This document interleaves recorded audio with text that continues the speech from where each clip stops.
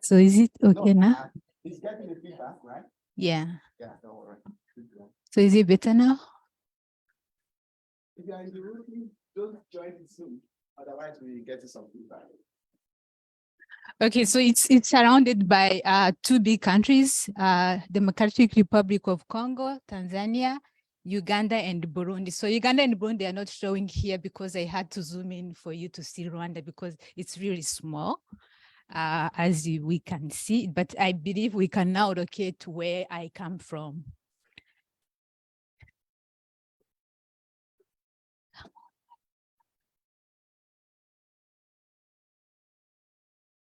Okay, so you are probably interested to know how many languages or how do Rwandans communicate. So we have one native language called Kinyarwanda, and we have like 3 other official languages that include French, English, and Swahili. So Swahili is the common language in East Africa. And these two people, this is the Louise Mushikiwabo I was talking about, who is the leader of the Francophone community. And this is Paul Kagame, who is the president of Rwanda, but also the chair of the Commonwealth. So people usually joke about this picture that the leader of English speaking and French speaking, they speak in Rwanda because they are both from Rwanda. So yeah. So the culture. Rwanda also has a beautiful culture, and it can be represented by dances, art, and so I added the dance, the art that's so unique about Rwanda, and those things you see there, they are Ibiansi and Ibisabo, which I will not go through details, but it's part of our culture. So we have one culture in the whole country, from the south to the north to the west and east and the central, which is Kigali. And in Kinyarwanda, we call it Umuco Nyarwanda, but I want to say that it's a Rwandan culture. And we have one people, and I added pictures of Rwanda when it was a kingdom, which is about like 900 old. And these are the Rwandans. They had like some cool hairstyles that I really wanted to show you guys. And we call them Amasunzu. But as you can see, I don't have them. So the new generation don't have it. I say that we have one people, but you probably have heard about the Hutu, Tutsi, and the Twa. But these are, I call them the so-called ethnic groups because they are not really ethnies of the people of Rwanda, but they were imposed by the colonizer just to be able to divide Rwandans and rule them in the divide and rule strategy. And this division was embedded in Rwandans, and they end up having they end up having the genocide against the Tutsi, where we lost over 1 million people. And from this bad history, we learned that we should define our own identity and reclaim who we are. So we used to be one people, and we are still one people, and we don't define ourselves in this. So I wanted to clarify this part. So after the kingdom, which was abolished in 1961, the people of Rwanda are still called Abanyarwanda or Rwandans. And I added the president, the current president, the first lady. As the previous year, I added the king and the queen just to make it consistent. And these are the young people of Rwanda of today. And I added these pictures just to show you our traditional wear. And I think it's nice, and you deserve to know it. Okay, so Rwanda is divided into 4 provinces: the north, the northern, the southern, and east and west, and then Kigali. So what came into my mind when I was thinking about the north is the Volcano National Park, which is it has unique gorillas, and they are called mountain gorillas, and they only exist in 3 countries around the world, and they are endangered. So you see many people having this among their bucket list because people want to see them before they get extinguished. But Rwanda is doing a good job in their conservations. And there, the picture there is showing one of the naming events that happened recently. So whenever a gorilla is born, there is a celebration and they give them a name, and that was one of it. So when I think about the West is one of the most mountainous area. And if you ever had the coffee of Rwanda or tea of Rwanda, which is really nice, it came from these mountains, and it's a really beautiful place. And wherever you are, you always get this view of the plantation. And I thought it can be a highlight for the places to visit in the West. Next. East. East is, in our Rwandan way, the most flat place area. It's the least mountainous, but it can be hilly for someone from this area, or like, I mean, in the US or some other places. And one of the things that we know that came into my mind when I was thinking about East is the herd of cattle, like a big farm where you will see cows and yeah, it's one of the beautiful places where you can meet this. And you probably have heard about the milk bars that are so common in Rwanda. You probably knew about the bars being those with alcohol or beer, but in Rwanda, you see many places having milk bars. So if you ever visit Rwanda and go to a milk bar, know that probably the milk you are having is from East. And yeah, thinking about the South, which is even where I come from, the thing that I thought to highlight is the palace. The king, the king used to live here, but he's no longer there. And there, when you go there, you get introduced to the rich culture of Rwanda, and you get to meet the decorated royal cows, which they're so interesting and it's so fantastic. And if you really visit the South, or if you visit me, I will take you there for sure. Okay. So talking about Kigali, Kigali is the capital of Rwanda, and it has so interesting stuff. But one of the coolest thing is the Kigali Convention Center, which is like the landmark. Like in Kigali, it's easier to, wherever you are, you will see this building. And it was designed, its design was inspired by the Royal Palace in the South, and you can see the similarities. And yeah, Rwanda is also becoming like a global hub of international meetings. And most people sometimes go there just because they are attending a global meeting, and chances are that you will be to this place. So about the industries, we don't only make coffee and tea, we also make smartphones. And if there is the marathons, they have like models X, Z, and S. So you can choose which one you want. And you can even order it from here. They can ship it to you wherever you are. So there are also laptops being made there, especially by this Positivo BH group. And these laptops are so common in the high school. I had one when I was in Kigali, but I didn't like it, by the way. But still, I was proud to use it because it comes from there. And in high school, you see most of the young people using it in the one laptop per chat program. And it's so cool, and I'm really so proud of this. And you've also heard about Volkswagen. So they opened an office in Kigali, and they are making also new generations of their car in Kigali. So that is the lady there with the white jacket is the CEO of Volkswagen in Kigali. And this is the president of Rwanda with one of the leaders of Volkswagen.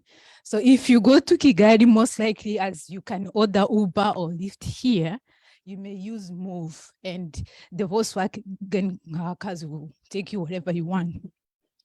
Talking about industries, you probably have heard about the ban of second-hand clothes in Rwanda. And after the ban of it, the fashion industry kind of grew so fast, and we have different house fashions. And like this jacket is made in Rwanda, and the product, everything is made there. And we have different textile mills that produce the fabrics and designers who make it. So how about the homegrown solutions, like a major highlight? So there is a monthly community program that happens like each month, like every Rwandan will meet in their village and do cleaning. This is a picture including the president. So from the high authorities to rural people, everyone, they have to participate. And in this community, it depends on what you decide in the community of what you need. You may build school, houses, clean streets. And there is also another one car program per family. And then there is a bye-bye nyakatsi or hut houses, which is like there is no Rwandan who is living in such houses. And talking about another highlight, Rwanda is known to be one of the greenest and cleanest countries. And part of it is the ban of plastic bags. And it was the first in the world to ban it. And now we really don't use it. We only use plastic bags. And yeah, you know this. This is the CEO of Green, the Rwanda Green Fund, and she's a very good leader, and I decided to add her picture here. Talking about leadership representation, Rwanda is also known to be the first country in the world with the highest representation of women. We have currently 6125. This is the Speaker of the Chamber of Deputies. And the cabinet is 50-50, like men and women are equal. So that's also another highlight I thought to share with you today. And about peace and security, Rwanda is known to be one of the safest countries on the continent. And it's not only on the continent, like inside the country, but we also sustain peace outside the country. So this is one of this is the special representative of the UN in Central Africa and the leader of the MONUSCO. And I happened to meet her, and I had to add the picture of us, of course.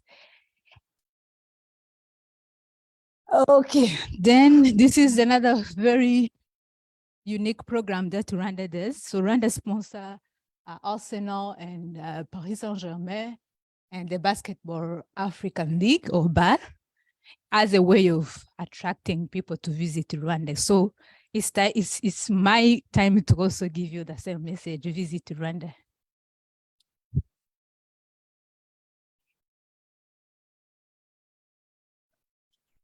This is just a complete spot. What do you think in Africa we need?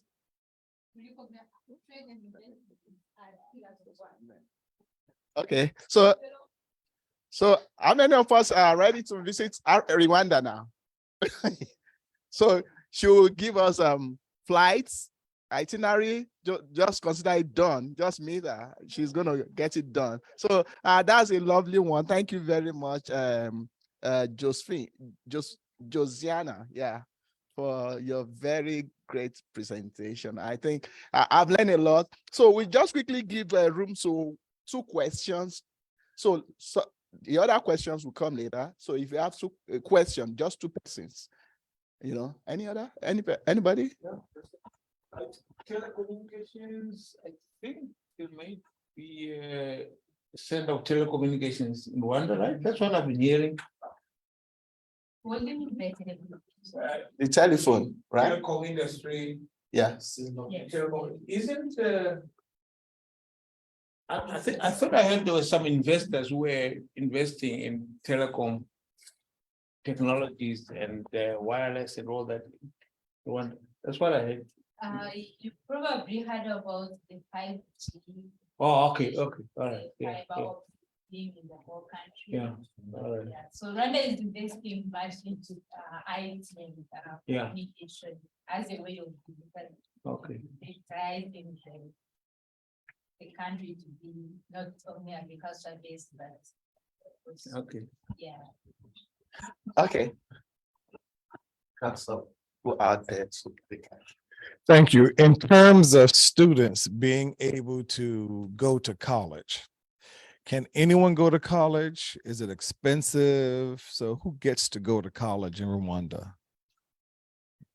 I would say that college is expensive, but the elementary school and high school, we have like a 12-year free education for everyone. But when you go to college, it's a little bit expensive. But if you go to the government, like the University of Rwanda, it's much I would say cheaper than in other universities because the government contributes to it. Yeah, but it's like the young people, they can still have high school education for free. Yeah.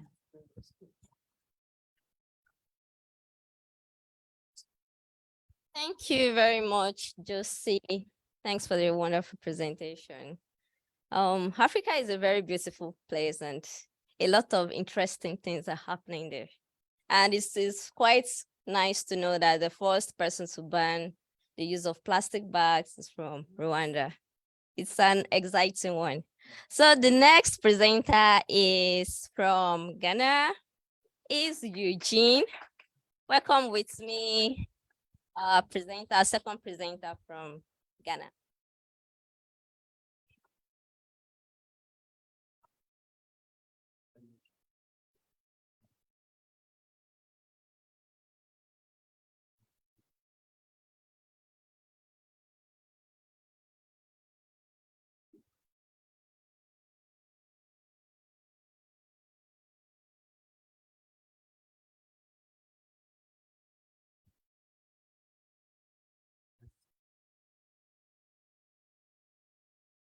Okay, so good evening once again. My name is Eugene Brown Ajay from the Republic of Ghana, and yeah, the Ghanaians she said yes. So I'm going to try to sell Ghana to you in the nicest possible way because I worked also as a journalist. So PR is kind of our thing.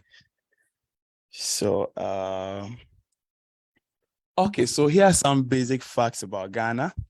It was initially called the Gold Coast, and our current president is Nana Addo Dankwa Akufo-Addo. It was called the Gold Coast because we had a lot. We still have a lot of gold. Yeah, it's one of our major exports. Currently, they say we are about 31.7 million people, and by now I think we should be getting to 32 million people. We have 16 regions. Initially, until I think 2 years ago, we had 10 regions, and then they recategorized the regions again. And Ghana is the first African country to gain independence from colonial rule out of all the countries that were colonized in Africa. So we are kind of like the leaders. Yes, the forefathers. So you guys should put some respect on our name. And we are bordered by French-speaking countries. And the interesting thing is that I think in some of those countries, we supply electricity to them. In Burkina Faso, we supply electricity to them. And we have 6 major ethnic groups, but I think that we have about more than that, but these are like 6, the 6 are the major ones, but we have like about 27 in total. And some of them are also like sub-ethnic groups under these major groups. And we have about 40 to 50 indigenous languages, and most of them are actually documented. But the major ones that people speak in Ghana are Twi, Fanti, Ga, Hausa, Dagbani, Ewe, and Nzima. I speak Twi, Fanti, and a little of Ga, not so much. And I think there are other people here who speak the different languages. So let's go to the very interesting ones. So Ghana is sub-Saharan Africa's most peaceful country. Ghana is very peaceful. If you are visiting Ghana, I don't think you should have any alert on security or anything. I've been telling people here that whenever I go to Walmart and I have to look over my shoulder, it's one of the things that I miss about Ghana, because I don't have to visit the mall and look over my shoulder, because I don't think there will be any violence there. And we won the African Cup of Nations for the third time in 1978. And so we got to keep the trophy. This is something we are not really proud of, but Accra has been ranked as the second most expensive city in Africa. I lived in Accra for about 10 years before coming here, so I can really attest to that. And Ghana is home to West Africa's largest open-air market in the Ashanti region, KJTL market. So if you ever go to Ghana, you want to have that experience, please visit the Ashanti region. And yes, I actually emphasize that because Ghana Jollof is the best in the world. It's the best in the world. I know the Nigerians are not so happy, but yes, it's the best in the world. The American embassy in Ghana tweeted, I think this year, the World Food Month, that Ghana Jollof is still the best, and they even attest to that. So, and we are also home to the Azonto dance. And if you know all the African dance, Azonto is a very popular one, and it comes right from Ghana. And we are the fourth African country with fast and reliable internet. I think in Africa, when you take Kenya, Kenya is like leading. And I know Kenya's internet is even faster than that of Netherlands. So we are the fourth. We follow that, and we are trying to get to that point. Currently, the speed stands at 24.02 megabytes per second. And the picture you see there is Accra at night. So if you enjoy nightlife, you should be visiting Accra. So these are like, oh, except without the snow.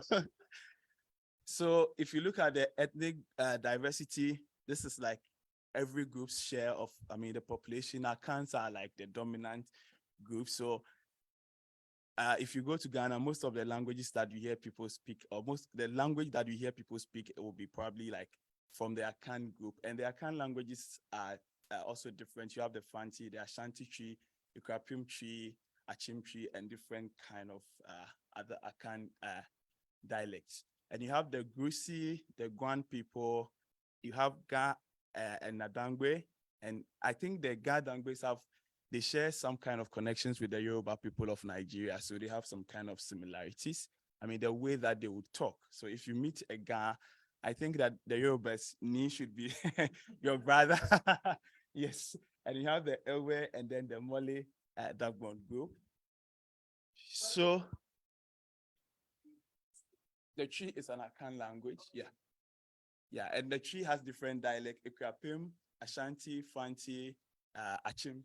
Yeah, I speak Ekrapim very well. So, and food, yes. So you have Chozafi at the top and Wache. Yeah, you should try Wache. You have plantain and avocado, and I think that should be here. You would use spinach to do that, but I think in Ghana it will be taro leaves or cocoyam leaves. And then you have the almighty fufu, and then goat soup, and you have kelewele. This is like one of the foods that I would not advise you to eat when you come to Ghana, because you're going to probably run your credit card dry.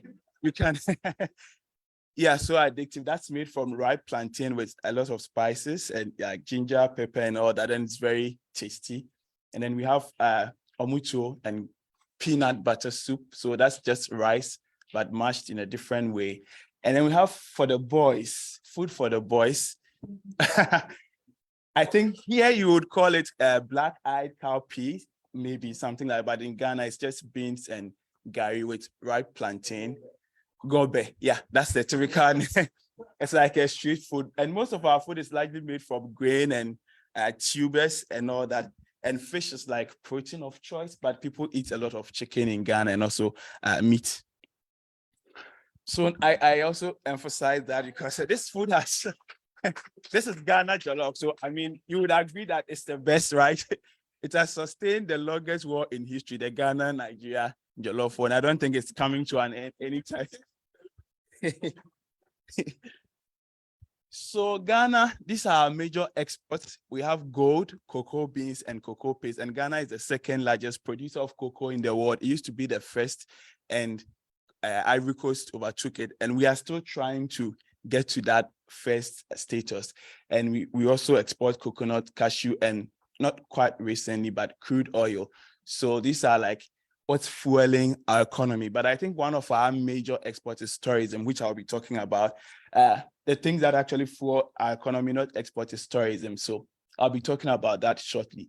But if you ever think of gold and cocoa, Ghana should be your stop, because we have the best. And I think our cocoa has also been ranked as one of the best in the world. I worked with Mondelez International, the company that produces Toblerone and Richoco and all that. And they buy most of their cocoa from Ghana because it's sun-dried, and I think that's the standard that they want. Yeah. So these are our cultural exports. I think music is a big thing. I know Nigerians have a lot to say about that, but music is a big thing for us. High life and hip life is our thing. All of them originating, all of them originating from Ghana. Yes, so if you ever think of high life music, I think James started playing most of them when we were starting the meeting from Ghana. And dance form, I've talked about Zonto. We have different dance forms, and I mean, time will not permit me to show all of them in video to you. And fashion is a big thing. These are some of our superstars who are doing well, especially in the music industry. We have Shatawale, the most controversial. We have Sarkodie, Manifest, Samini, Wiyala, Efia, Amare, so Americans, Black Sheriff, yeah. So these people are putting the name of Ghana out there through their music and their performances. So these are, we have a lot of things that we do in Ghana, but these are brands that are also, I mean, doing amazing things on the global scene. Chocolate, so this is like the best chocolate in the world. Switzerland wants to be saying so many things about their chocolate, but I think that we have that right. King's Bites is the best chocolate you can ever have. And when you move from King's Bite chocolate and all their cocoa products, I think GTP is also one of the things. They produce textiles, and this is kind of one of those things that you see them do. And because fashion is also a big thing in Ghana, Ghanaians are very fashionable. And if you've met the Ghanaians here, yeah, I think it runs through.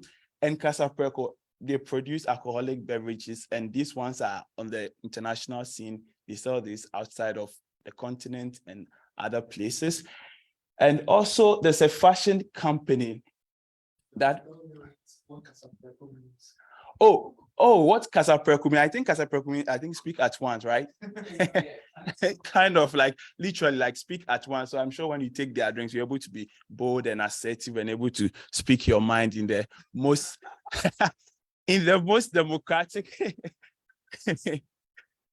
in the most democratic way. We have fashion companies in Ghana that are doing well, but one of them that produces costume for most American series and films is Ohima Ohine. And so for people who have been watching Dynasty with some African-American characters and even American characters, they have been producing all their costume for them. They do for other Hollywood brands. And we have Turning Point Pictures making like amazing films that has been winning a lot of international awards. So you can never visit Ghana and not see any of these things. You have to visit the Kokobite Beach if you like to, I mean, swim and all that. You should visit the Kokobite Beach. You should visit the Black Star Square and the Independence Arch. So they are almost at the same place, but you should always visit the Black Star Square. Is like one of the most iconic things you have to take a picture with before you leave Ghana. And it's right in Accra, so you don't have to travel.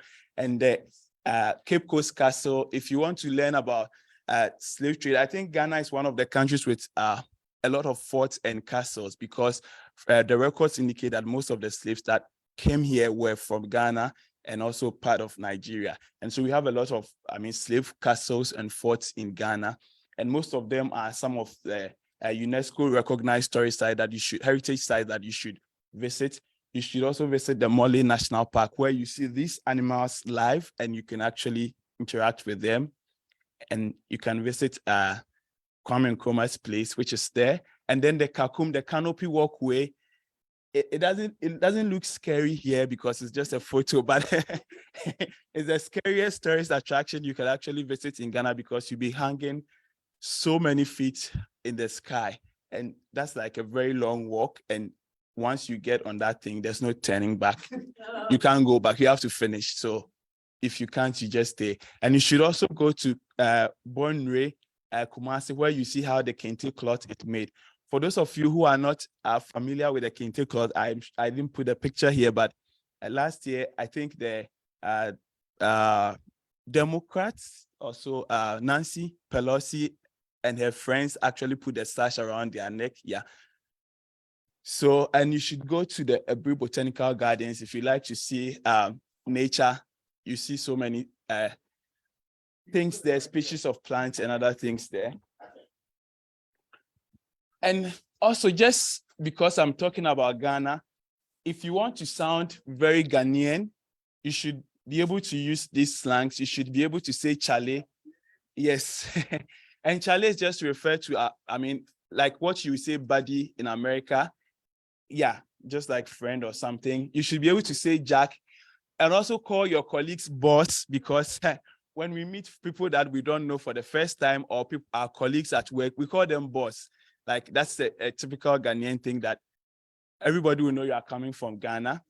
And you should be able to say yawa instead of problem, or you have some form of embarrassment or some kind of an emergency. And I think Ghana is the only country where we use I'm coming to refer to give me a second or give me a moment, because literally I think in the Akan language, if you want to say give me a moment, you say it that way. It's literally translates to I'm coming. And so it's the only country in Africa that we say I'm coming to mean give me a moment. And if ever you want to emphasize on anything, you have to add PAA, which is pa to it. So so I'm going to eat this food pa, just to emphasize the degree to which you are going to really enjoy this meal.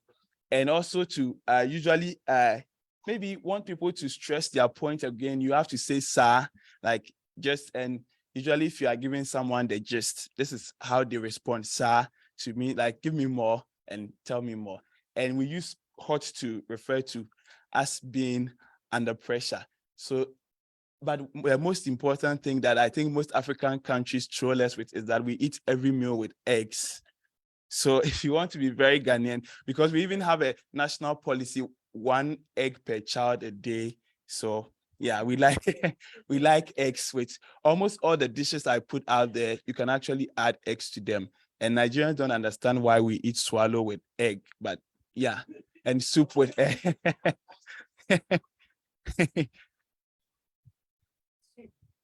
Oh, it's a Ghanaian thing. We just have like we just love eggs. Egg is life.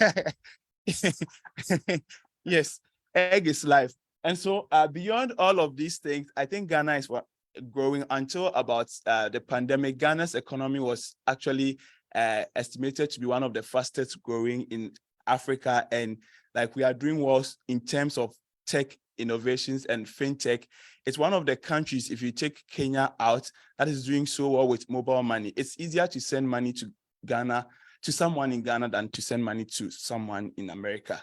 Like you can just use their phone number and literally send them money. And since our vice president came, he's been working so hard in that area. And digital innovation is actually taking over. People are making all the move to make, all the digital innovation to make things in Ghana look a bit easy for so many people. And one thing that I can say about young people in Ghana is that, if you want to know the typical Ghanaian youth, you should look at all the ones you have in MTU. They are very ambitious, very innovative, and like go-getters. So if you ever want to come to Ghana this December, okay.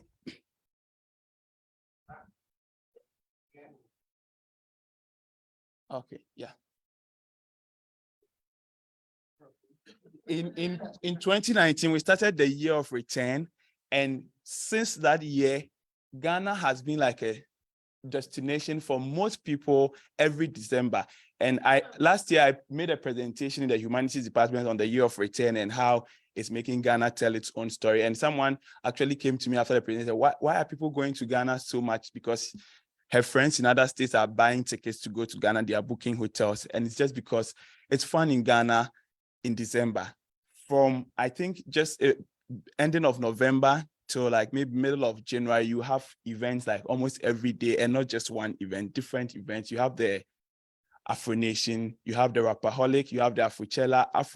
You have Afrochella is more like Coachella in the US. So you have all these events, and you have cultural festivals, music festivals, and then emancipation events, because the whole idea of the year of return was to invite African Americans back home after 400 years when they got to Jamestown in the US to come home. And some of them have taken on citizenships because they want to have like dual citizenship and be able to come to Ghana anytime. So December is really fun. It's that time that you have to be in Ghana. If you ever want to know that experiences for yourself, you can actually buy a ticket for me, and then we go, and then I can take you, I can take you around. So this is just a video to tell you, James, can we play this? Yes. Yes. Okay. So this is just an invitation that I'm extending to you. What do we have all yours? It's actually a video. It probably can't play here, but it's a video. Oh yeah, I shared the PowerPoint, so I'm going to give the link to James so that he'll play it later. But this is also Ghanaian fashion. You see all the beautiful girls in their nicely designed Ghanaian costume. So thank you, and I want to see you in Ghana. Thank you so much. Hope you are enjoying it, pa. Thank you so much. It's nice knowing some things about Ghana. That's Eugene from Humanities. Is focused in new media technologies. Thank you so much. Thank you, Pa. So the third person, our third presenter for today is Micah. Micah Ido is in biological sciences and is from Nigeria. And I don't want to expose something. Like, pretend you didn't hear that. Micah is our husband. Hello, everyone. Yeah, my name is Micah. Yeah, nice.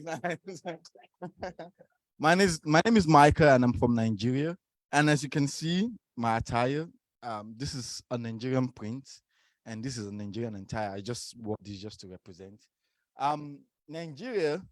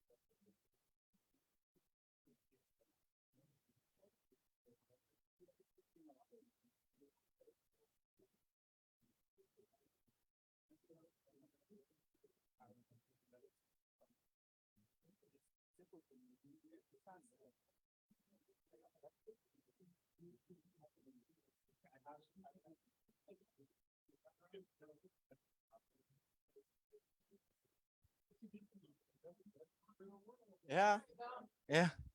Okay. Hello, everyone. Excuse me. We have some food here, and then you don't have to wait till the presenter finishes. Just make sure that you take the food with decorum. Take as much as, yeah, take as much as you can. You know, we have them in abundance, right? But we don't want it to disturb the flow of the presenter. So thank you. Okay, so Nigeria and Nigeria is called the Giant of Africa. It's called the Giant of Africa because, you know, we have a lot of stuffs in Nigeria that is like better than a lot of other countries in Africa. Yeah, and I would say Nigerians. Sorry to interrupt. So after presentation, we take the food, then we continue. Thank you. Yeah, and Nigeria, we're proud people.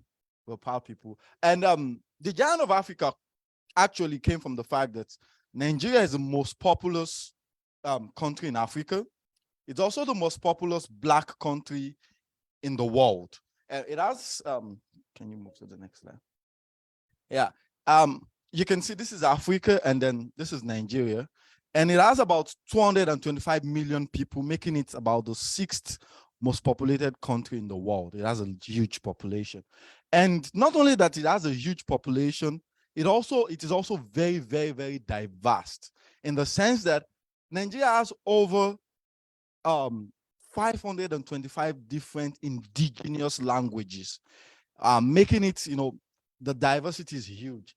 And the country is once a British colony. It got its independence in 1960. And as you can see from the map, the capital is in Abuja. So Nigeria is in the western part of Africa, and the capital of Nigeria is Abuja. The next slide, please. Now, as you can see, the other map is just trying to, you know, showing the different tribes and the different languages in Nigeria. But in Nigeria, we have 3 major languages based on the population or the number of people that speaks those languages. And majorly, we have the Yoruba, the Hausa, and the Igbo. And those are the major languages, but there are other languages that have been spoken indigenously in Nigeria. The official language is English language. English language is the official language. And Lagos State is the largest city in Nigeria and the 2nd largest in Africa. It's like the place where almost every major invention, innovation, fashion, music happen in Africa. Yeah, talking about culture. Yeah, so looking at this place, talking about Nigeria, I added this to show about culture and heritage in the sense that in Nigeria, tattooing has been a part of us for close to 1,000 years. And we do this for identification and for fashion.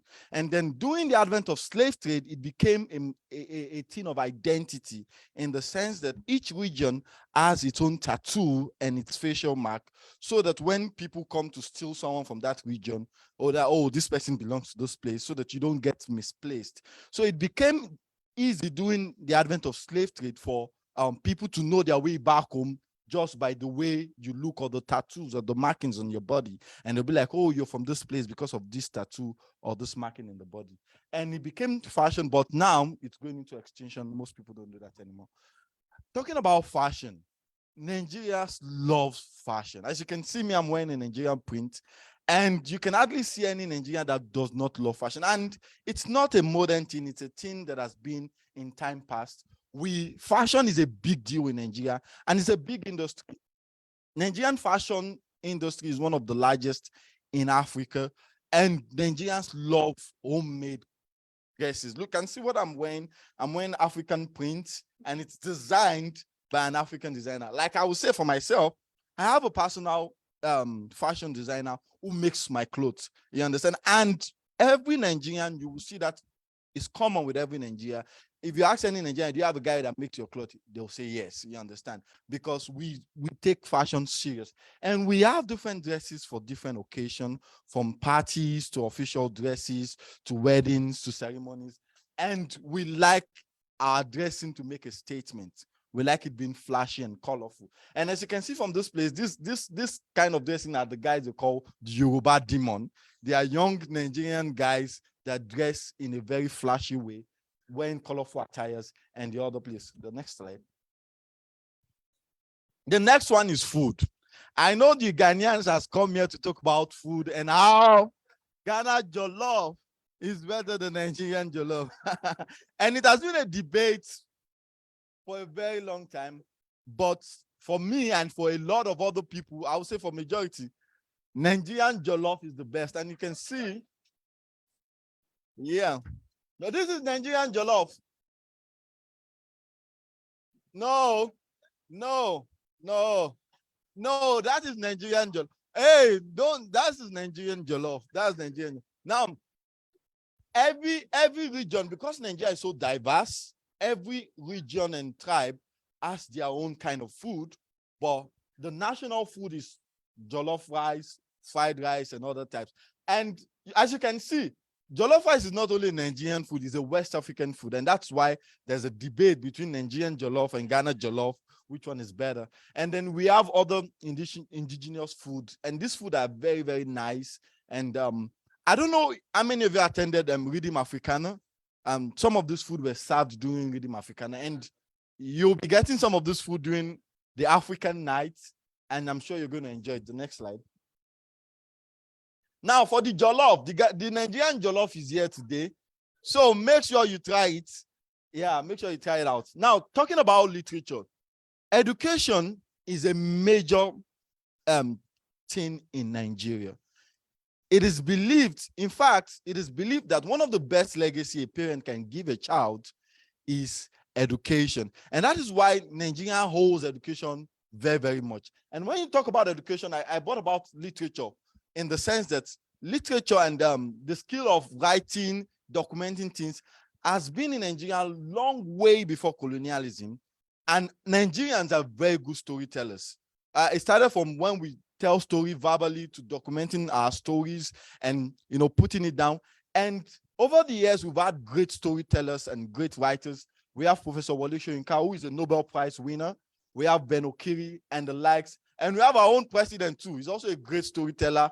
Dr. James Ayo Akinola is also a great storyteller. So education is a major thing in Nigeria. And that is why you find a lot of, like, for example, if you look at the populations of African here, Nigeria has the highest number in terms of country. And that's because in Nigeria, we hold education serious. Thank you. Next.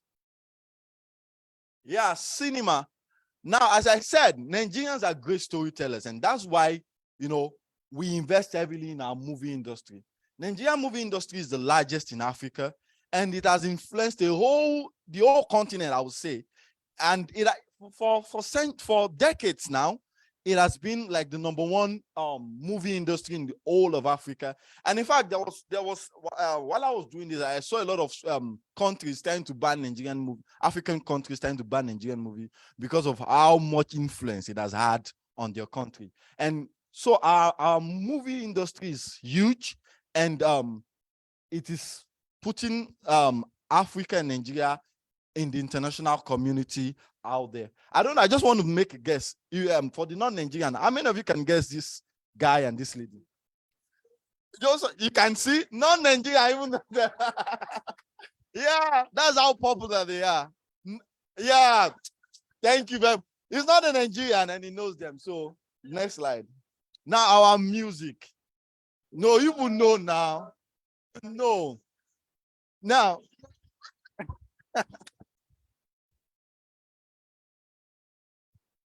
in Nigerians, we love music. For the non-Africans here, I would just have to say something. Nigeria is #1 in music in Africa. And if you've heard of any Afro beats, and you know, it's from Nigeria. And these guys are household names. And even in the Nigerian, in the American music industries, they've won Grammys, Grammy winner. And, you know, Nigerian music is still going places. Next slide, please. Oh.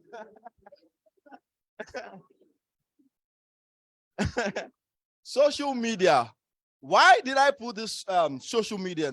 Social media is a big issue in Nigeria in the sense that, like the statistics said, over 150 million people use the internet in Nigeria. And out of these 1 million people, more than 31 million to 50 million people on one form of social media platform or the other. And social media is a big deal in Nigeria because it has been used as a tool for social re-engineering. I don't know how many of you were familiar with, there was this huge protest that happened in Nigeria in the year 2020, where Nigerian youth protested against police brutality. It was a major issue, and it all started from social media. And you dare not go to social media and insult a Nigerian. I'm telling you, the whole pack are coming for you, and you're not going to win.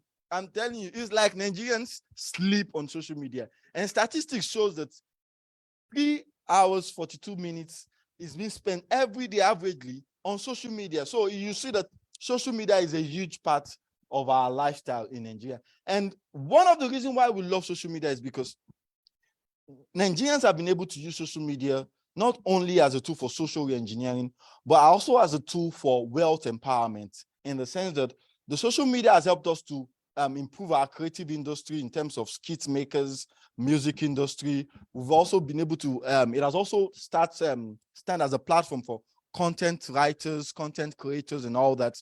So it's a major tool that a lot of young people are using, to put the country on a global scale. The next one I want to talk about is innovations in Nigeria. I will be starting from the tech startup. There's a new wave currently occurring in Nigeria, tech startups. And one of the tech startups I'll be talking about is the fintech. Nigeria is home to the top 3 fintech companies in Africa. And currently they're valued close to $3 billion US. And that is huge. And that's because a lot of young Nigerians, are going home to start up tech companies, and these tech companies are becoming profitable. Now, just imagine a country that has over 150 million people that uses the internet. Now, starting a tech company means that you have 150 million potential customers, 150 million potential users. So because of this, all of these companies that I listed here are top tech companies in Nigeria, and they also have offices across Africa, and they are making wave. We also have educational tech company. Before coming here in Nigeria, I worked with this Eduverse. Is an educational tech company, and what we're trying to do is use technology to revolutionize education in Africa. And a lot of educational tech companies are coming up. We also have tech companies in renewable energy.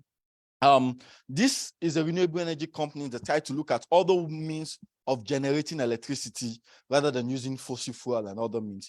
And it's now becoming a major trend in Africa. The next. Another thing that is becoming a major trend in Nigeria itself is agricultural revolution. Like I stated, with a population of over 250 million people and a large number of it still below poverty level, the country is trying to use agriculture as a tool to elevate people out of poverty. And to do that is to incorporate technology. And a lot of young people are beginning to take this ideas, and they're beginning to incorporate technology into agriculture. I, for one, before coming here, I had a farm.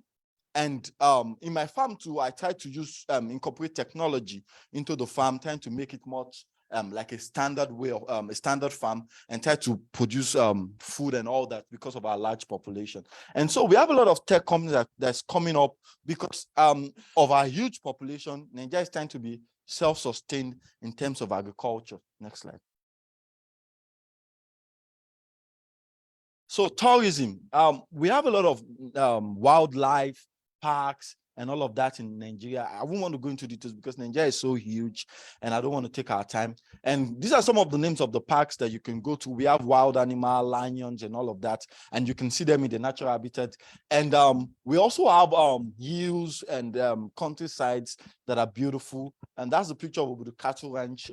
It's also in one of our parks. It's very beautiful. You can visit Nigeria and check that out. Now, heritage sites. Like Eugene said, Nigeria and Ghana contributed a large number of number of people doing the slave trade. And we have a huge, I think about the second largest after Ghana slave market in Africa, in Nigeria. And so, a lot of people want to come back and see, what occurred, all these events that took place and everything. So if you want to know more about slave trade and the transatlantic slave trade, coming to Nigeria is a very good place. There's a place in Nigeria they call point of no return. So when the slaves are being shipped out, once they get to that point, there's no going back. You're going, and that's the end. The person is going, and that's the end. And so it's a very emotional place. I've been there before, and getting to that place and seeing, that a lot of people have passed through this place, and they're saying goodbye to their home, and is in Badagry. Yeah. So it's a nice place for people to come and visit. We have National Museum. We have different sites that you can visit. The next slide. And then we have beautiful beaches. This is one of the beachfront in Nigeria, and we have a lot of fun places you can be. Yeah, the next slide. So I got the pictures and all of that from Google and references. Okay, so that there will not be some form of partiality, because our husband just finished speaking, she want to take the mic, they can just become romantic now, So, but that was a good presentation. Thank you very much. Can we please give him a round of applause again? Yeah, so we'll allow some questions, Were you asking any question? Yeah, so we'll allow some questions for both Nigeria and Ghana. They are brothers, they are rivals, They are always causing troubles everywhere they go, but they cannot leave themselves. They just where you find a Ghanaian, you must find a Nigerian, So it's that complicated, So if you have questions for them, I think the vice president has some questions. So a couple of things. One is I need to know your tailor. Okay, so I get me something made. And second is I'm a big movie fan person, so I watched the movie King of Boys. And now I'm watching all these Nigerian movies now, so I can appreciate the culture.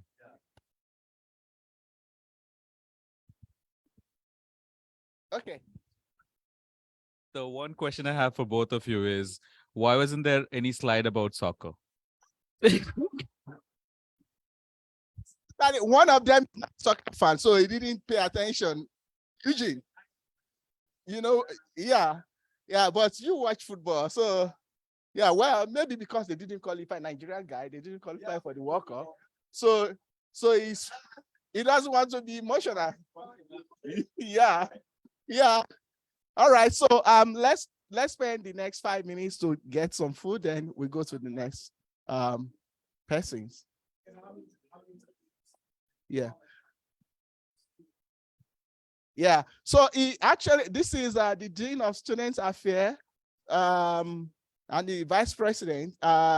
So he actually promised to stay with us the 7th, and he has spent beyond 25 minutes extra. So that shows the kind of love he has for us. So let's jump. Yeah. All right. So thank you, sir. And then we look forward to seeing you in subsequent events, Yeah. So please grab some food. Okay. Yeah, you have that opportunity. Yeah. So it's been pushed to you guys, so think about it. Yeah.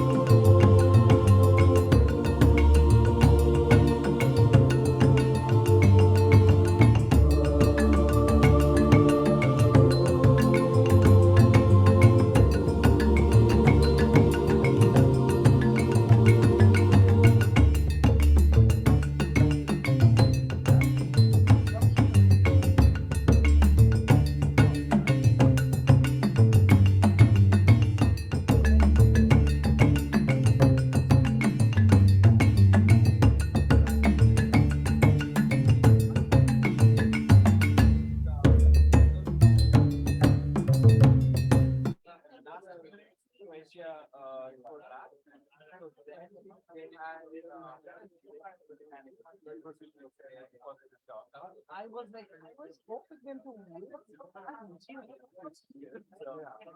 But come on. I love samba. I love samba.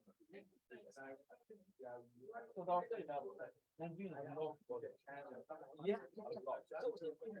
I was on a like this, and the driver is talking to if they're from Nigeria, and they would ask me, "Oh, are you from India?" Oh, no, that's the conversation. It is not, no. After bowling, after all that, and all this stuff, that's our book. No, it's Oh, India. for what? Indian team is still improving. They are not, they didn't qualify for World Cup. Yeah, they lost before they could go to the World Cup, so FIFA said no. They lost against Japan. Like, you like playing soccer? Yeah. What's your name?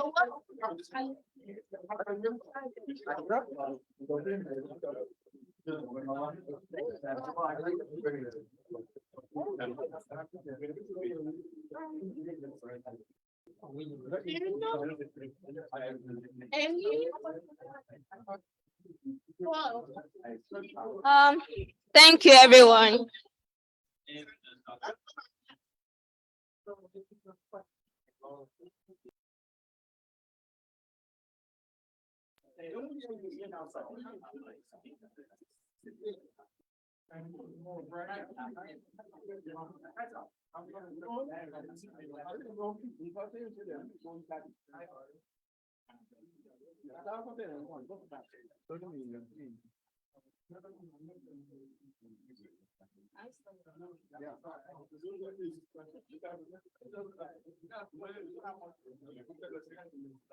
Okay, we are back to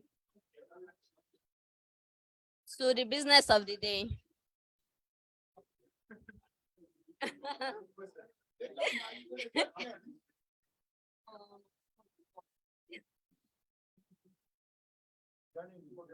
We only have 30 minutes left.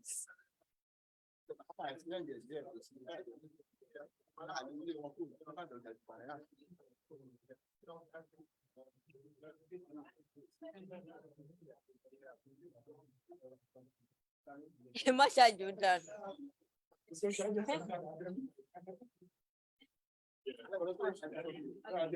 So the movers, you know whether that they can application. Imagine, you know, in the movie Black Panther, are they use any African nation? Yeah. Does it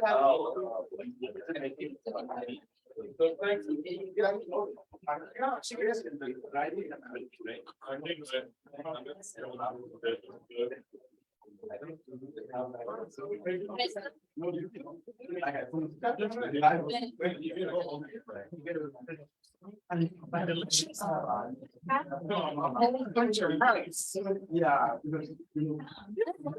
Yeah, I'm lucky. That's not job stuff, right? That's job. No, no, no. That's what that's like, Larry. What? That's what that's like. I know that's. All that's like if you are ready. Okay.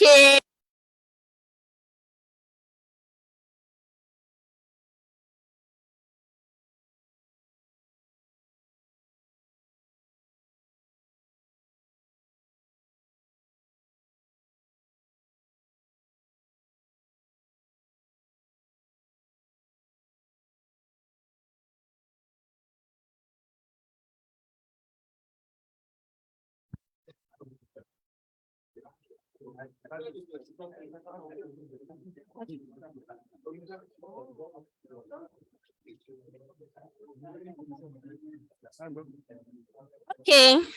The last presentation was from Micah from Nigeria. That was an amazing presentation. Charlie, thank you. Our next presenter is Besta. Besta from Malawi. Malawi.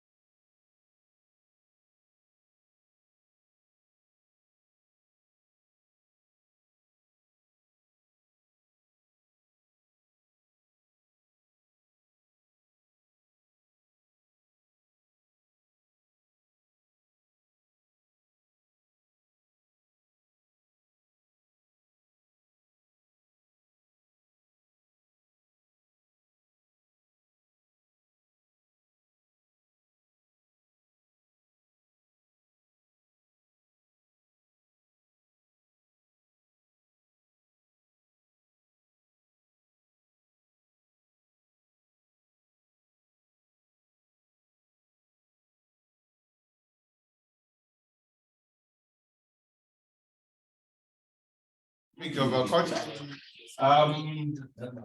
We don't have a lot of ethnic groups like Nigeria. I'm not going to say we have more than 500 languages or we have 10. It's not working. It's not working. As you can take it now. Okay.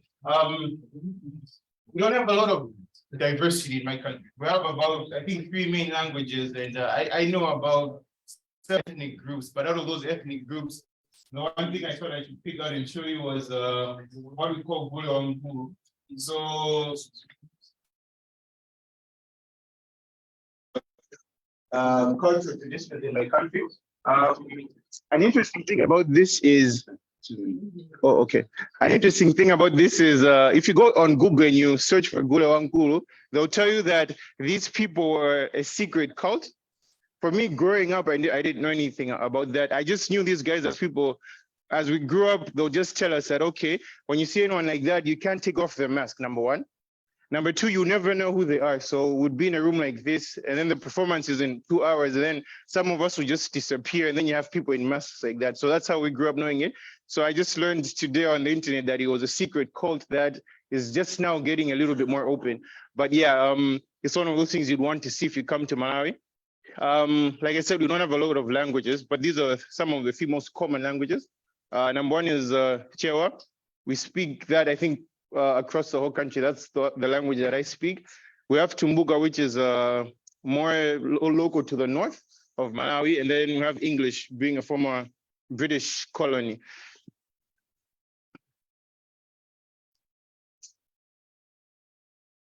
Oh, sorry, went too quick.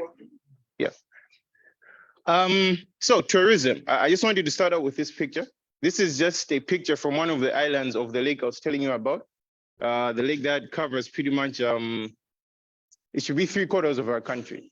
So it's a place called Blue Zebra. If you ever come to Malawi and you're looking for a good getaway, I can assure you if you go to this place, it's nice. They have nice kayaks. You can go around the whole island. They have trails in the mountains. They have interesting birds and fish. Another view of, sorry, again, I have too many animations, so I think they're betraying me a bit. Yeah, so this is basically the map of Malawi. So you can see that blue mass. So as far as tourism is concerned, if you come to Malawi and you ask about a place to stay, I think half of the people in Malawi, or at least all of them, should at least tell you to go visit Lake Malawi. It spans from the north all the way to the south. A few facts about Lake Malawi. Number one, it's the 5th largest lake in the world by volume. It's the 9th largest lake in the world by area. It's the 3rd largest and 2nd deepest lake in Africa. It's home to more species of fish than any other lake in the world, and including at least 700 species that are cichlids. Those are just fish that people normally eat. For those of us that are not very scientific. Yeah, so okay, that was supposed to be another shot of, but it's okay. Another thing that we have, at least as far as tourism is concerned, is wildlife. So we have the big 5 in one of our game reserves, which are basically elephants, lions, buffaloes, leopards, and rhinos. I had a unique experience at the beginning of the year. We went to a game reserve and I had an elephant just pass me by in a car. If you have not ever had a thrill or a scare in your life, I promise you, if you have an elephant walk you by, it doesn't get better than that. If you have high blood pressure, don't do that. It's not a good idea. You probably won't live to see the next day. Yeah, and then we have lions too. Yeah, and buffalo. So it's another thing that you can do in Malawi. I think apart from these two, I don't think there's anything else that will uniquely stand out. Yeah, so if you're looking to come to Malawi, I haven't said a lot about Malawi, but some of you that maybe do a lot of searching on the internet, you'll be told that Malawi is one of the poorest countries in the world. They'll tell you, which is true to some extent, we don't have a lot of technology and stuff, but I just wanted to at least show you this, that if you want to come to Malawi and you're worried about accommodation, because somebody told you we're the poorest nation, one of the poorest countries in the world, we do at least have some 5-star hotels. So that's what we call the Bingu International Conference Center, or the President's Hotel, I think Presidential Hotel. And then we also have, so we have a wide span from 5-star hotels all the way to lakeside huts. So if you go to the lakeside, like I showed you, you have a lot of these, and these are also nice if you want to just go to the lake and have your family. Other than that, wait, hold on.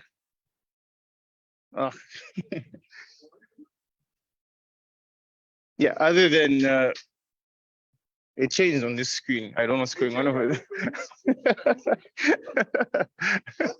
I'm trying to close. He knows I'm trying to close. So. Yeah. He doesn't want you to do Yeah.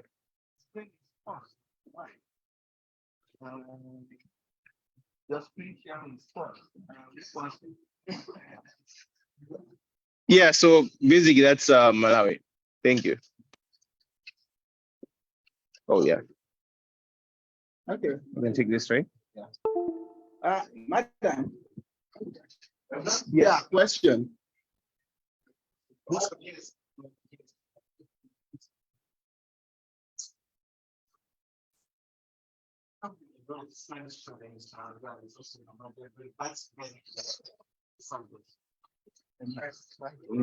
So you have to hold it. Now you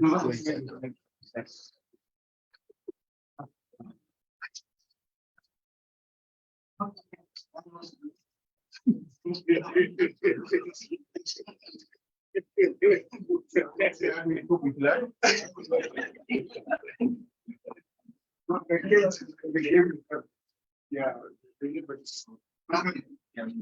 Now, because people do ask, that's where you go, right? Are you going to see lion running after you like pets? And dogs run after you. You see elephants? Will you cutting elephants here and there? So you want to answer such a question. Well, I think the animals are pretty organized. We used to have some trouble with elephants. Yes.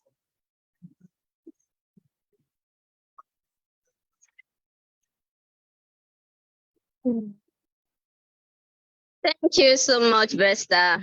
Thanks for the presentation. Our next presenter now is Michael. I think he calls it Michael, am I right? Yeah, but it has the same spelling as Michael. Yeah.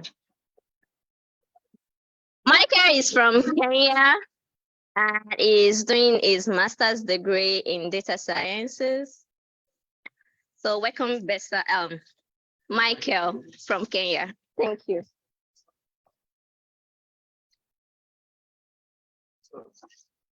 I need to put the headset on. Yeah. Oh, really? That's amazing. Okay. I'm forgetting that you have to do PowerPoint. Forgive me. Okay, with Kenya, right?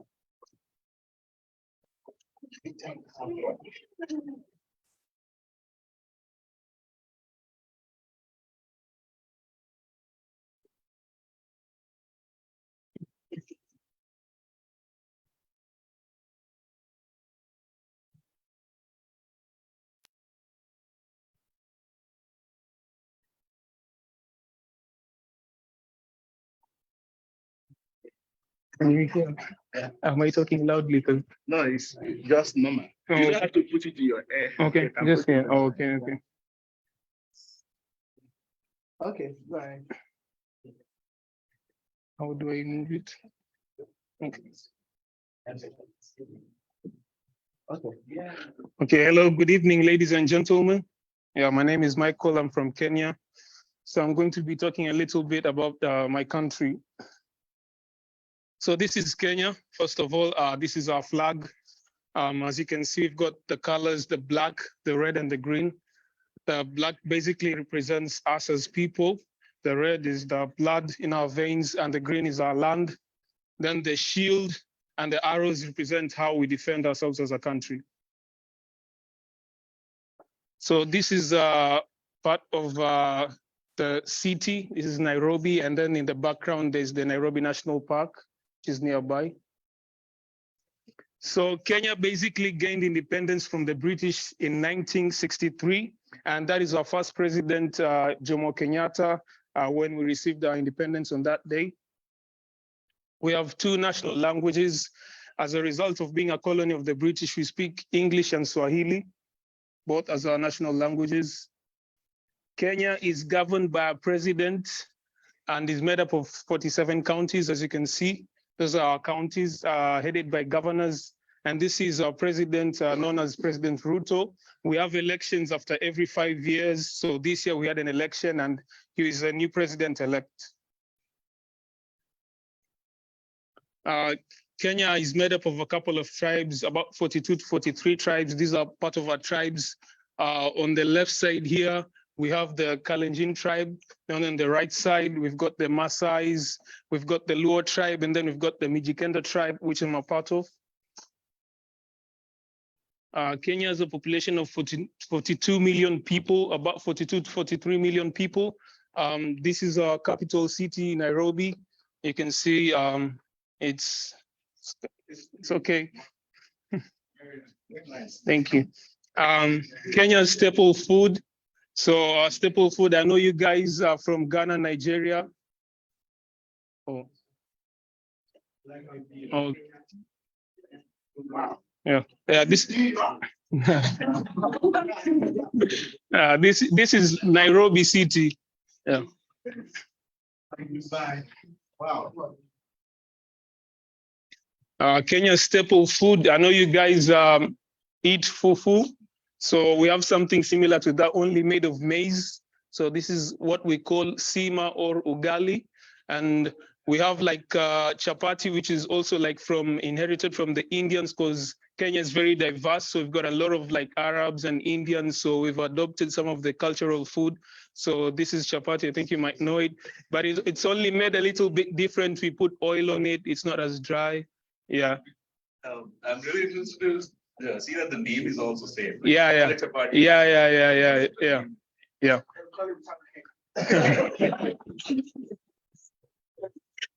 Yeah, it's quite delicious. It's one of our staple foods. So we have the like sima ugali, which you call fufu, and we like to eat a lot of roasted meat. That's how we like to hang out. And our staple drink is the Tusker beer, which is like the pride of our country.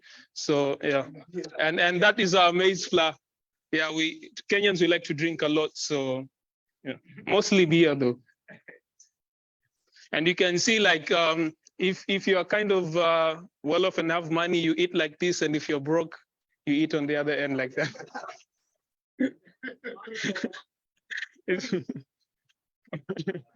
I mean, if you've got money, the one on the left side, and if you're a little bit broke when it's almost the end of the month, you eat on the right side. There's no meat over there, just vegetables. We've got various attractions. We've got, like I showed you before, we've got the Nairobi National Park, and we have the famous Masai Mara National Park, whereby you have a lot of like celebrities coming over every time. And I think, is it Prince, what's his name? Prince William's brother? Harry. Yeah, I think if it's Prince Harry proposed to Meghan Markle over here, so it's quite a huge luxurious place. Maybe you can propose to your future wives one day. Yeah, so we've got like a lot of animals, lions, cheetahs, leopards.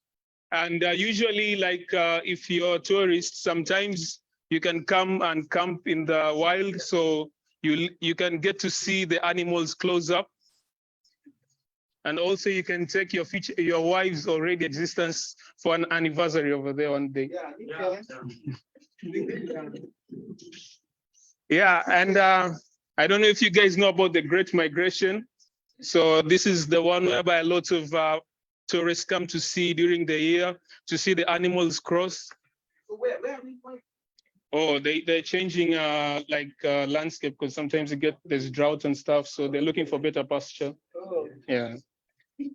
Are these No, they're wildebeests. Oh. Yeah. So when they cross this river, there's a lot of crocodiles here, so they get eaten a lot. So it's quite a spectacle. Like people come to see which ones survive and which one don't. Survival for the fittest. Yeah, we've got sandy beaches as well. Watamu and Diani. These are luxurious beaches that people come to see from all over the world.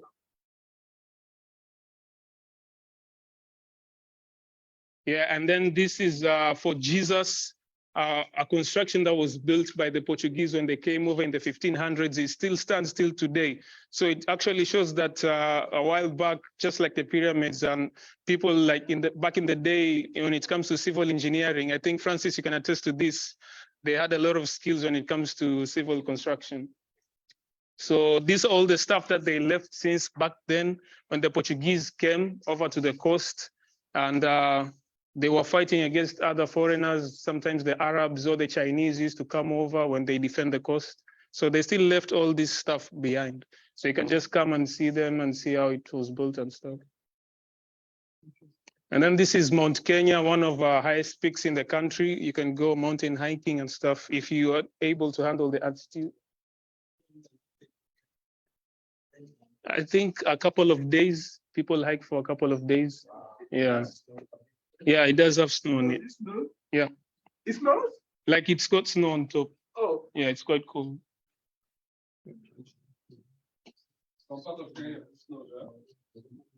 Not really, but we did have some type of incident event a while back. Yeah. So when it comes to our economy, we are basically mostly an agricultural country. We export flowers. So if you see any flowers around them, it might probably come from a country. And then we've got also tea farmers. So there I left a snippet a little bit. You can see that the value of the currency, almost about $731 million per year when it comes to tea. So like, you know, like British like tea a lot. So most of the tea comes from Kenya. Yeah.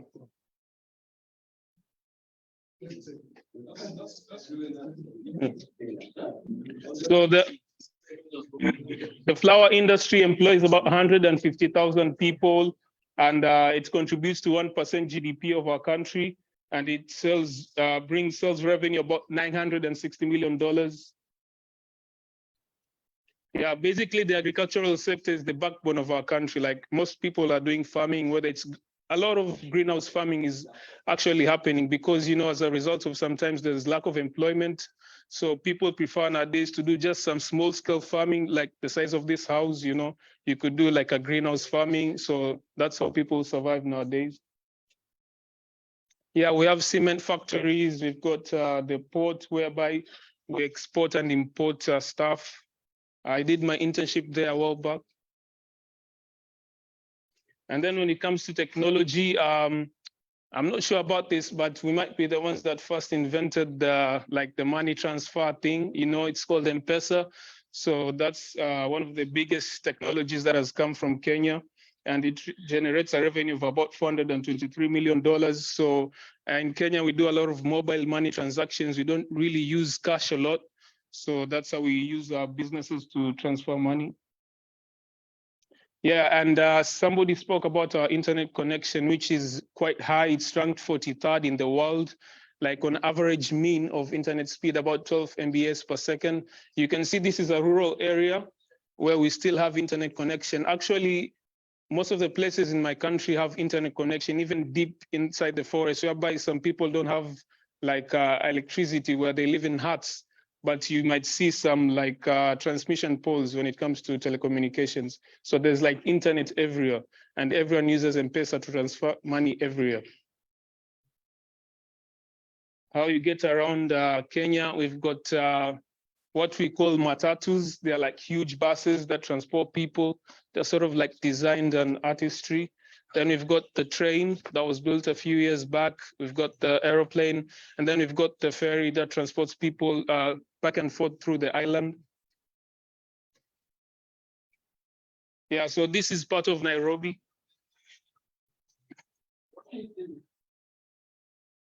Yeah, when it comes to entertainment, we've got restaurants, we've got deep sea diving, we've got clubs, beaches. Yeah, we've got ice skating.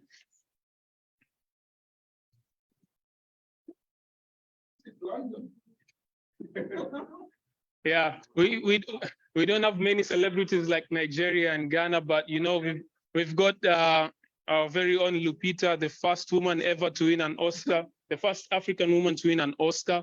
So these are other celebrities, mostly news anchors and musicians. Oh. Yeah, when it comes to sports, I think you guys know.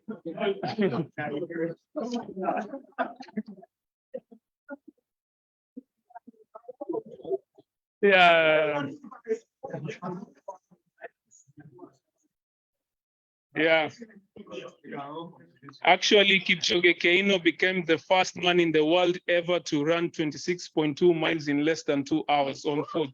Yeah, so yeah, we've got a lot of record breakers in Kenya. One day. Yeah, so you know, our very own, we produced this guy.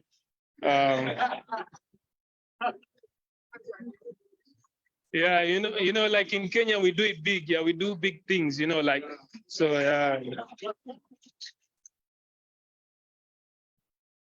And also, I don't know if you know this lady.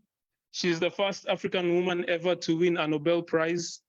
So she won a Nobel Prize when it comes to contribution to sustainable development, fighting for democracy and human rights. And she's actually one of the reasons we have a park called Uhuru Park. Some politicians wanted it to be destroyed to build like apartments and complexes. She fought for it, and that's why that park is still there till today. So she's been a huge, incredible efforts in inspiring Kenyans to like actually care about the environment. You know, a lot of like Kenyans didn't care so much about the environment. You know, people just cut down trees maybe to build houses and stuff. But when she came up, she actually made people care significantly about like caring for the environment. So there's a quote that she's very inspiring, and one of the quotes that I put up there, it says, no matter how dark the cloud, there is always a thin silver lining, and that is what we must look for. The silver lining will come, if not to us, then to the next generation or the generation after that. And maybe with that generation, the lining will no longer be thin. So that's quite inspiring. She's always thinking about the future. Yeah, thank you very much and welcome to Kenya.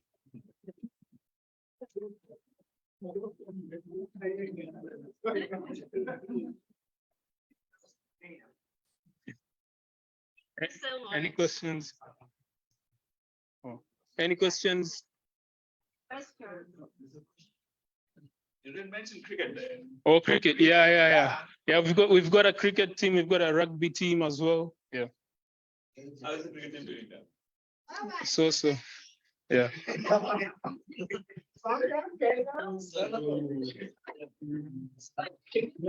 Cricket World Cup a few years ago. Yeah.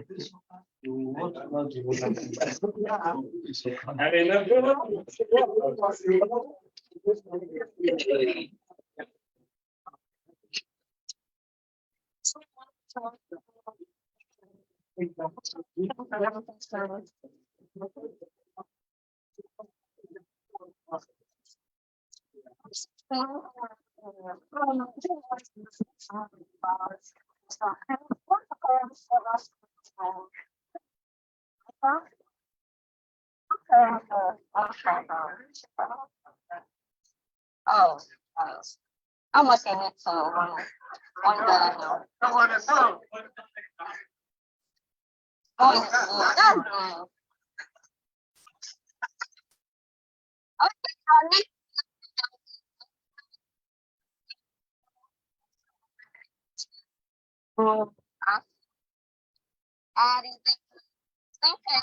Chemical engineering.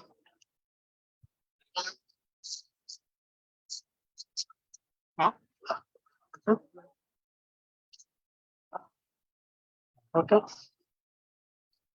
Okay, so I'm going to make a presentation about Zimbabwe. So I just made a quick presentation. So it is missing some of the modern stuff, but I'm going to talk more about the history of Zimbabwe. So it's going to be more historical than current affairs. So for Zimbabwe, what we have is Zimbabwe is located in the southern part of Africa. And we are next to Mozambique, Zambia, Botswana, and South Africa. And that is our flag. And this is our Zimbabwean bird, and it's a hungwe, his name. So it's a it's an eagle, like a water eagle. Like, so yeah, it's more like an American water eagle, but Zimbabwean water eagle. So yeah. So as for the rest, then green is vegetation, yellow is minerals, red. That's the liberation struggle. Like, we got our independence in 1980, very much younger than Ghana, but still we fought for it. So and black, that's our skin. And white, Zimbabwe is a very peaceful country. We rarely go to wars. So as for the origin of the name, it comes from Zimbabwe, which means houses of stone. So this was made by Zimbabweans. I don't know which year. So so I would say, like, in Zimbabwe, in terms of Africans, we were like very good in engineering, as you were saying. So these structures were made by Zimbabweans, and I think maybe I'll explain it next. Okay. So I will talk about it later. So they were made by Zimbabweans, and that's where the name Zimbabwe comes from. And we actually have like a region in Zimbabwe called Masvingo. And Masvingo just means stone walls. So if we are talking of Zimbabwe, if it was a chess, Zimbabwe is the castle.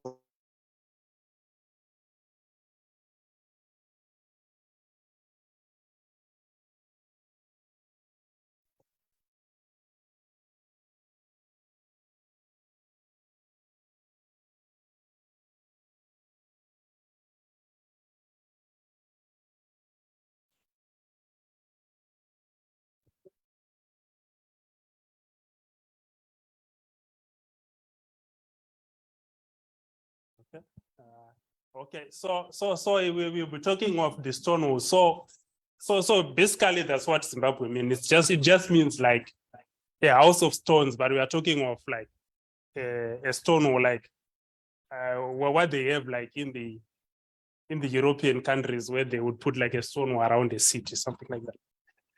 So next. Okay. So for Zimbabwe, mainly it has a lot of regions. So Zimbabwe has a lot of like minerals. Like, yeah, for gold, we have a lot of gold in Zimbabwe. And a lot of houses are being destroyed at the moment because people are like mining gold under their houses or something like that. And the majority of the people in Zimbabwe are called Shona. And some of the rumor is the name comes from Yohindi, which means Sona, like gold. Yeah, so that are some of the, so in the olden days, like they used to do a lot of gold mining. So yeah, but some would argue to say it's from South Africa for a Shona land or something like that. But it's one of the arguments. So there is a lot of gold in Zimbabwe, and there is like the Great Dial, which extends from that red part called Pindura to somewhere around, which passes through Gweru to somewhere written Matebeleland. So that area is like an elevated, and there's a lot of gold. And the eastern islands, where it's written Mutare, that's where our diamonds are. And on the eastern, how would I say? On the eastern part, like the top part, that's where our coal is. So we have a very huge open cast mine there. And also, as for the other part, we do a lot of agriculture. So for the agriculture is for cattle ranching, it's the Matebelele and Gwanda. So they have a mix of a Brahman and the Had Mashona. So that is like the indigenous cattle, and this is like so a lot of the animals are like a hybrid. And as for the central part of Zimbabwe, we do a lot of farming. Do we have gold in Harare? In Harare, yeah. especially areas surrounding Harare. Because we have areas like Lomboshava, and also in Harare, there are issues of people who are like mining gold in Harare, like the White House area, where people will be going underground, do the mining, but for most of the gold, it's along the Midlands area. This is the richest in gold in Zimbabwe. So that's where most of the gold comes in. But because the Great Dike goes up there and Harare is somewhere in the proximity, there are areas in Harare where you find people like mining gold, like in Dumboshava and places like that. Then as for the economy of Zimbabwe, it used to be agriculture a lot before we had our problems, but we are like regaining, because it used to be the bread basket of Africa. That was like the title of Zimbabwe. But at the moment, because of issues of empowerment, a lot of Zimbabwean farmers are coming around, and a lot of white farmers are coming back. So now the agricultural part in Zimbabwe is now going up. Like our wheat at the moment, we did a lot of wheat, and then that's maize. That's our staple diet, and that's groundnuts and roundnuts. That's also part of it. And then the Eastern Islands, we also do a lot of flour, horticulture. Then as for the food, I think Zimbabwe, Malawi, and Kenya, we have like the same staple diet. So this is what we call it sadza in Zimbabwe. I've had like different names in those other countries. So it's like you have, but the relish will be different. But for the relish, I've left like what we call matemba, which we call small fish, because we also have another lake like in the western part of Zimbabwe, and it's the biggest man-made lake in Africa, which is in Zimbabwe. So we also do a lot of fishing, but we take them when they are still small, and then we distribute them along the country. But the maize is like the more modern one. Traditionally, we used to have like the sadza from millet and sorghum and all those other traditional foods. Then these are the cities in Zimbabwe, I guess. And this is Mutare, which is in the Eastern Islands. And this is Bulawayo, which is in the southern part. And that is Harare, that is our capital. Or the Mutare, yeah, that's my favorite town, actually. Harare is big, but as for Mutare, because it is in the Eastern Island, it is mountain, it rains a lot. It's very green, the scenery is good, and the town, the people are also like great. Then when it comes to people who are very welcoming, I think Zimbabwe is very welcoming. Like the majority of the people in Zimbabwe are the Shona, and that's the tribe that we are from.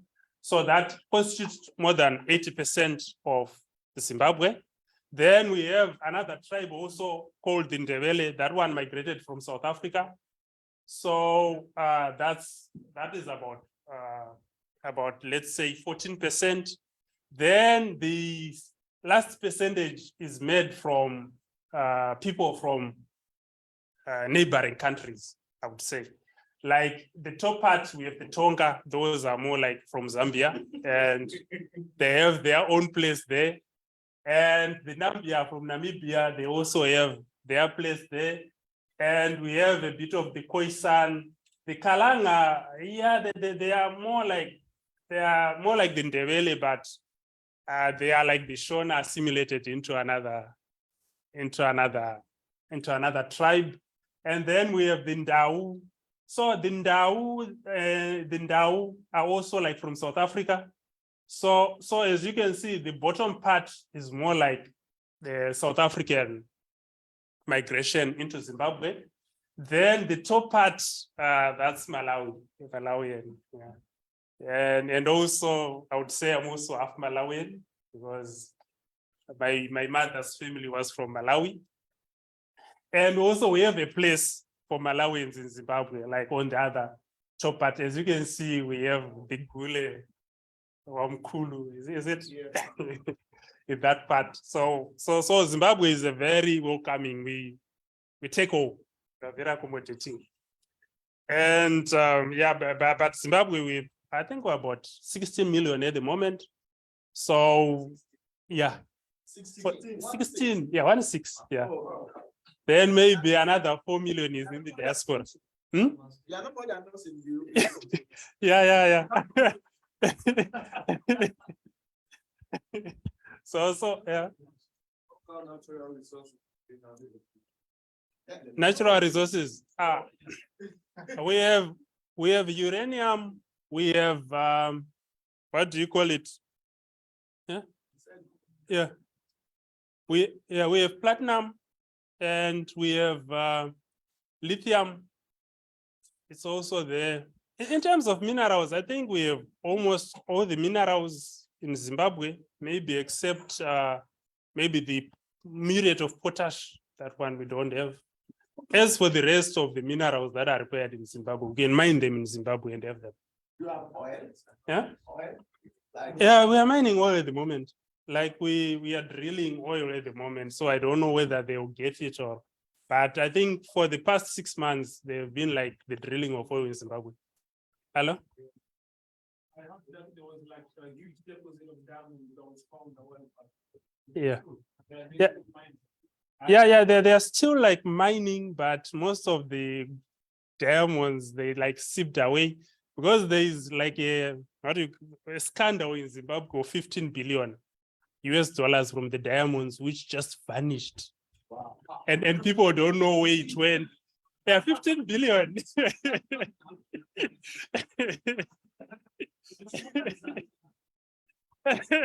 And nobody knows where it went.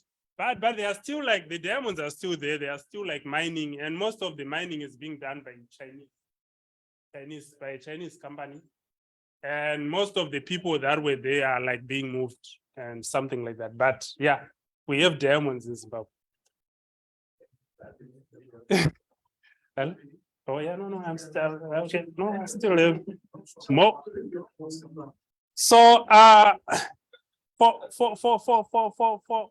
for the history, I would say this is like one of the great Zimbabwe. This is like the sculptures. This is what the walls that were being made. So what our ancient ancestors tried to do was they would make a wall of stone, and then they would stay like in the middle.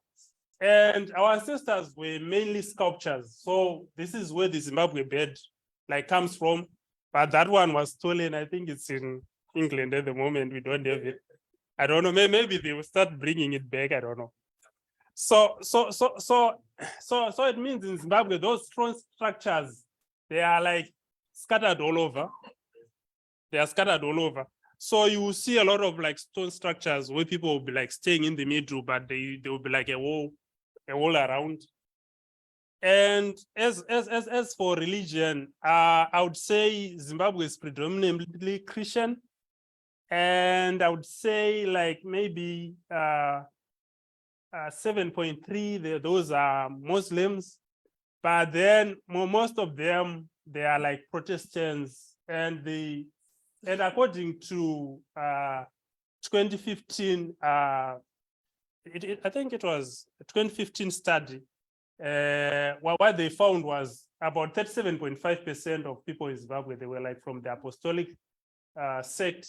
Then this other part was more like those from traditional, talking Roman Catholic, and stuff like that. Then we have like Protestants, we are talking Methodist Church and stuff like that. Then as for the 1.5%, that's the African traditional religion, but I know for a fact that they take a lot from those other people, but they'll be just going like Nicodemously, that's everything. But it's the African traditional religion in public, Zimbabweans who agree that they do that is like 1.5%. Yeah, 7%. Yeah, 7%. I know ours is not like voodoo. Ours is different. Yeah. Yeah. Yeah. Voodoo is like too, how would I say? Yeah. Yeah. It's too, yeah, too dark. As Zimbabwean, it's like most of the stuff that is dark in Zimbabwe is like imported. But as for the African traditional religion in Zimbabwe, it believes like it's almost like Judaism, where you like pray to your sort of like your ancestors. So each and every group will be having like I'll be myself. Then I would say maybe pass my prayers to my father, then the father's father. Then they go till maybe they go to God. And in Zimbabwe, we just have like one God. It's a one God country, but it's an issue of which God. But everyone they will be praying to one God. But for the dark arts in Zimbabwe, it's like we like import from other countries. So for the traditional instruments, we have mbira in Zimbabwe. I think that was like made in Zimbabwe and part of the Zambezi area. And I think in Malawi they have it too. Okay. Okay. Okay. Then No, music now. okay. I was talking about music. Yeah. Do you have any music there? Yeah. Well, like I was talking about the traditional music in Zimbabwe. No, this was what you have. Yeah. No, it's like the traditional music of Zimbabwe. Okay. Yeah. So that's what you have. Yeah. So this is the instrument which you call the mbira, and it is indigenous to Zimbabwe. And so it's like they will be playing with their hands, and this one can play better than a guitar. Trust me, to a talented person. Then also they will be having like, I don't know what you call washo in English, and then there's the one and the drum. And the drum, I think it's like universal. Then as for tourism, I think we'll talk about Victoria Falls. I think that is one of the 7 wonders of the world. So I think it's the biggest waterfall in the world, and it is about 100 meters going down, and it's more than a kilometer wide. So that's the greatest, one of our greatest wonders in Zim. And when you go there, I think there are a lot of hotels there, and I didn't put them. So, and also you can do a lot of bungee jumping, and you can go close to the waterfalls, and there's a lot of rafting, in those areas. So that's for the Victoria Falls. And also we have like the Eastern Islands where you can do a lot of like hiking. So this is one of like the greenest and the most beautiful parts of Zimbabwe. Yeah, I think then for wildlife, we also have like the Big 5, but it will be like in selected game parks. And I think that's all. It's Lake Victoria in. Yeah. I don't know, Zimbabwe, Lake Kariba. Victoria is, I think it's in the middle of Africa. Thank you so much, Askai. It was a nice presentation. I want to use this moment to thank every presenter that has. When you have been asking him question when he was presenting. At the moment, it's like a mouse carry. Thank you, Thank you, sir. We have like our RTGS dollar at the moment is going dollar for 600. 1 is to 650, somewhere there. But then people don't like that that currency. So in Zimbabwe, you do transactions in US dollar. So if you are in Zimbabwe, the moment that you get your pay in Zimbabwean dollars, you convert to US dollars, and then you bring it back. But as for our own currency, because it misbehaved sometime in the bank, it's an issue of confidence. But at the moment we are like it is like stable, because I think we are doing a lot of interventions like use of gold to buy, let's say, what we don't have. Yeah, we no longer like that was a Zimbabwean initiative. And also, I guess, I think the looting in Zimbabwe, I think their pockets are full, so they are no longer.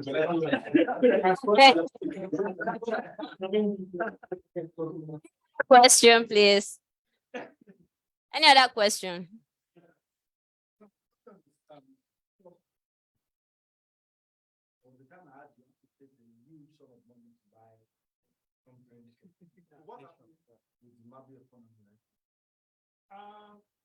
At the moment, the Zimbabwean economy is sort of like stable, but we don't have confidence in it.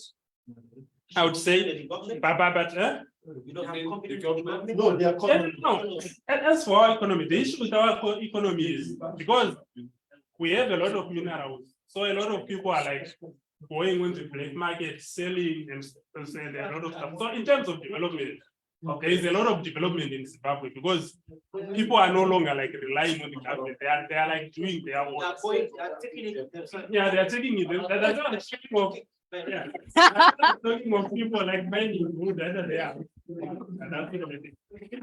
the diamond, a lot of people like take the diamond, then run, then go sell. So in Zimbabwe, I would say in terms of informal sector, it's doing very well. But for the formal sector, it is stabilized at the moment, but we don't know for how long. I want to ask another question about land. No, I think I read about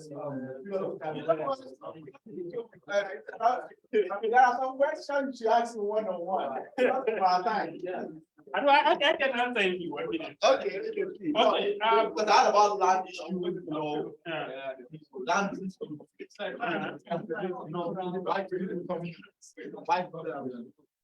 Land away, why? Okay, yeah, okay. Just 1 minute, just 1 minute. For the land, the issue was, people just decided because the issue of the land is complicated. It is hard to see who's the villain and who's the saint. I would say, because Zimbabwe, they just